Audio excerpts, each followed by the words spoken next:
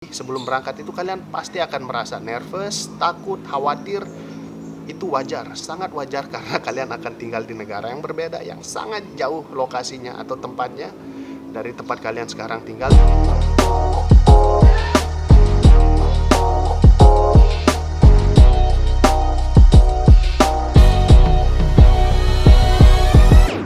Assalamualaikum warahmatullahi wabarakatuh.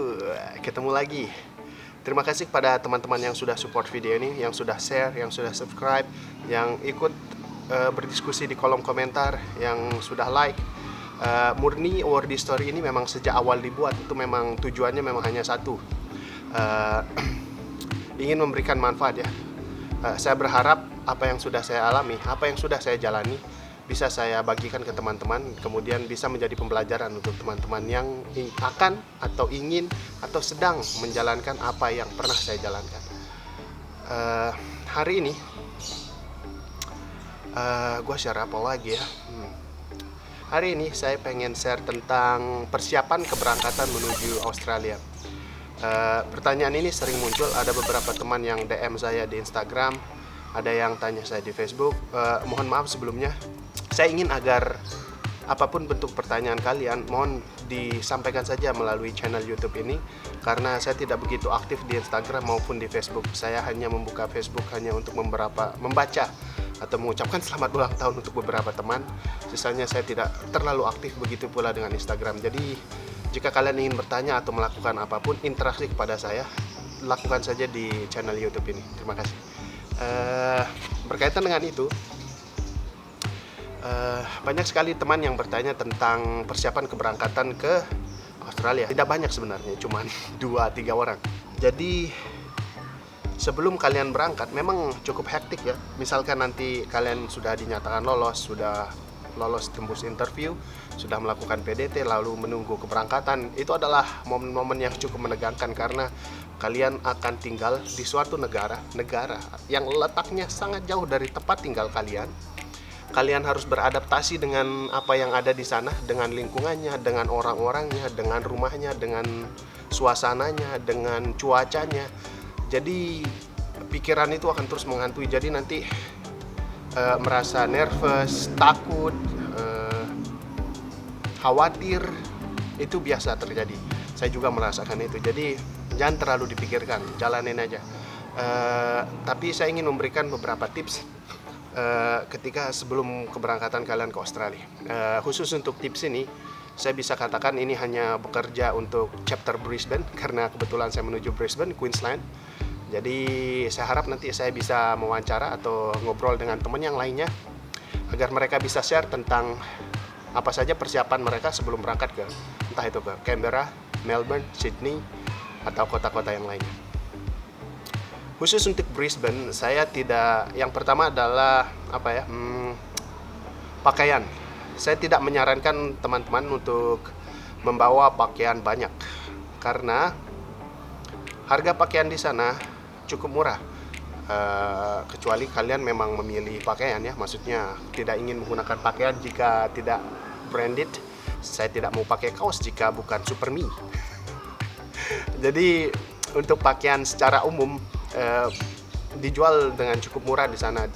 Kmart adalah nama salah satu toko yang cukup favorit di sana, menjual banyak barang-barang murah. Tidak murah, tapi di bawah standar daripada kalian harus pergi ke toko yang lain seperti Uniqlo, apalagi Zara, merek-merek butik lainnya. Di sana harga kaos saja range-nya itu kalian bisa dapat $3, $4, $5. Artinya kalau dirupiahkan ya sekitar 40-50 ribu. Tidak mahal, sama seperti harga kaos di sini. Jadi membawa pakaian, jangan terlalu membawa pakaian terlalu banyak. Jangan kalian berpikir karena saya akan tinggal 2 tahun jika kalian master, saya akan tinggal 4 tahun jika kalian PhD, sehingga saya harus membawa pakaian yang untuk 4 tahun ke depan, untuk 2 tahun ke depan. Saya sarankan tidak, karena kalian bisa membelinya di sana.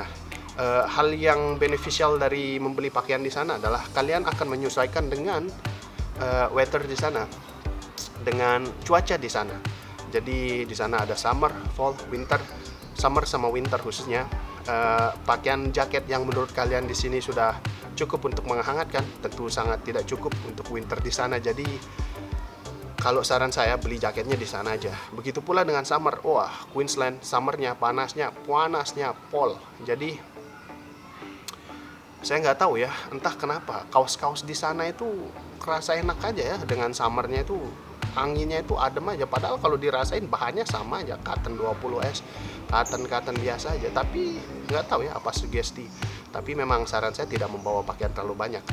Setelah pakaian, yang kedua adalah makanan. Ketika sebelum berangkat ke sana, saya menyiapkan banyak makanan. Lauk terutama ya, karena ketika sampai di sana kalian akan kaget dengan lauk-lauk yang di sana, dengan menu-menu makan di sana. Kaget mungkin bukan kata yang tepat ya, tapi agak berbeda dengan apa yang biasa kalian makan di sini di Indonesia. Jadi kadang kurang asin, kadang bumbunya terlalu plain, kadang ada juga yang keasinan yang menurut kalian karena kalian tidak biasa dengan makanan itu. Jadi saran saya untuk membawa lauk secukupnya, mungkin untuk seminggu 2 minggu sebelum kalian membiasakan diri dengan lidah atau rasa makanan di negara tujuan, di Brisbane. Saya menyebutkannya di Brisbane ya.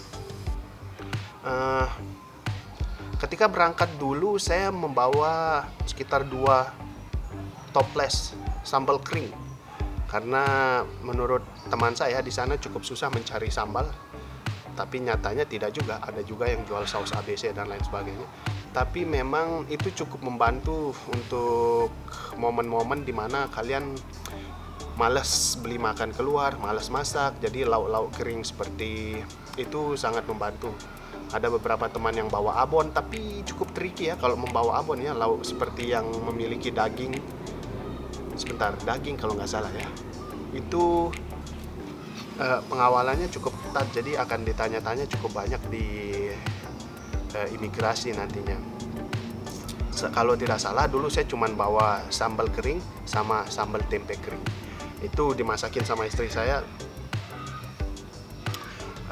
dan alhamdulillah itu habis sekitar 1 bulan. Itu cukup mengirit saya untuk bulan-bulan awal ketika tinggal di sana, dan cukup mengobati juga rasa-rasa yang pengen, misal kangen nih masakan Indonesia, makan aja yang sudah kita bawa. Berikutnya adalah dokumen-dokumen penting. Jadi jangan lupa kalian membawa semua dokumen, kontrak AAS, semua bentuk dokumen, bawa yang menurut kalian akan butuhkan di sana. Nanti biasanya sebelum keberangkatan akan di briefing oleh pihak AAS dan akan diberitahu seperti apa, bahan apa saja atau dokumen apa saja yang kalian butuhkan dan harus kalian bawa ketika ingin pergi ke sana, ketika akan berangkat ke Australia. Saran saya sebelum berangkat, scan semua bentuk dokumen yang kalian miliki, baik itu akte kelahiran, paspor, visa, semuanya scan, semuanya simpen di satu drive cloud, Google Drive, iCloud, Dropbox, di mana saja kalian nyaman menyimpannya. Itu sangat-sangat membantu nanti jika kalian membutuhkan salah satu dokumen itu, karena kita tidak akan tahu kapan kita akan membutuhkan dokumen itu ketika kita ada di sana. Yang keempat adalah alat mandi atau kosmetik. Sabun, sikat gigi, odol, sabun cuci muka, pupur, blush on, alis palsu. Jadi sebelum berangkat kalian juga sebaiknya membawa alat kebersihan itu ya, karena begitu sampai di sana belum tentu kalian mendapatkan tempat tinggal yang dekat dengan groceries, belum tentu kalian mendapatkan tempat tinggal yang kalian gampang menemukan atau membeli peralatan mandi. Bayangkan kalau kalian nggak mandi ketika nyampe di sana. Jadi, tapi bawa yang secukupnya. Kalau menurut saya 2 minggu aja cukup. Misal odolnya jangan yang penuh-penuh, nggak apa-apa, isinya setengah aja, atau ukuran pasta gigi yang kecil saja. Jadi ukuran travel gitu. Cuci muka juga begitu. Karena sepengalaman saya, cuci muka atau sampo yang kalian bawa dari sini belum tentu cocok ketika kalian gunakan di sana. Lihat rambut saya. Saya menggunakan sampo yang biasa saya gunakan di Indonesia sangat tidak cocok ketika saya gunakan di Australia, karena cuacanya sangat berbeda. Saya nggak tahu ini karena pengaruh cuaca atau karena pengaruh pikiran karena sedang kuliah, tapi sampo yang sangat mujarab di sini ketika digunakan di sana bikin berketumbe. Entah kenapa ya, tapi saya tanya beberapa teman juga seperti itu. Jadi di sana kalian akan mencoba sampo baru. Tapi saya tidak bilang ini terjadi juga ke semua teman ya. Tapi khusus pada kasus saya terjadi seperti itu, sehingga sampo yang sudah saya bawa dari Indonesia, karena saya yakin tidak dijual merek itu di Australia, ya, tidak terpakai karena tidak cocok ketika tinggal di sana menggunakan sampo itu, karena mungkin sekali lagi mungkin pengaruh cuaca ya. Jadi saya membeli sampo dengan merek yang cocok akhirnya, yang sesuai di sana, yang ada di sana. Mungkin itu saja ya, 4 hal utama yang harus kalian siapkan sebelum berangkat ke Australia. Sekali lagi, sebelum berangkat itu kalian pasti akan merasa nervous, takut, khawatir. Itu wajar, sangat wajar, karena kalian akan tinggal di negara yang berbeda, yang sangat jauh lokasinya atau tempatnya dari tempat kalian sekarang tinggal, dan merasa takut atau khawatir itu adalah hal yang biasa. Tapi jangan merasa khawatir atau takut yang berlebihan, sehingga membuat kalian membawa pakaian yang terlalu banyak, membuat kalian membawa makanan yang terlalu banyak, membuat kalian membawa peralatan mandi, peralatan yang lain-lainnya, kosmetik dan lain sebagainya terlalu banyak, berlebihan. Jadi secukupnya aja. Jadi anggap saja kalian pergi hanya untuk 1 bulan, secukupnya, sehingga nanti di sana kalian bisa berbelanja, karena uang AE sangat cukup untuk kalian untuk membeli pakaian dan lain-lain di sana. Mungkin video selanjutnya saya akan menceritakan tentang tempat-tempat belanja yang murah jika kalian tinggal di Australia. Itu saja, kurang lebihnya mohon dimaafkan karena ini murni dari sudut pandang saya pribadi. Tentunya teman-teman yang lainnya akan memiliki pengalaman atau constraint yang berbeda-beda, kesulitan yang berbeda-beda. Jadi saya hanya membagikan apa yang menurut saya penting dan mungkin akan penting juga untuk kalian. Terima kasih. Assalamualaikum warahmatullahi wabarakatuh.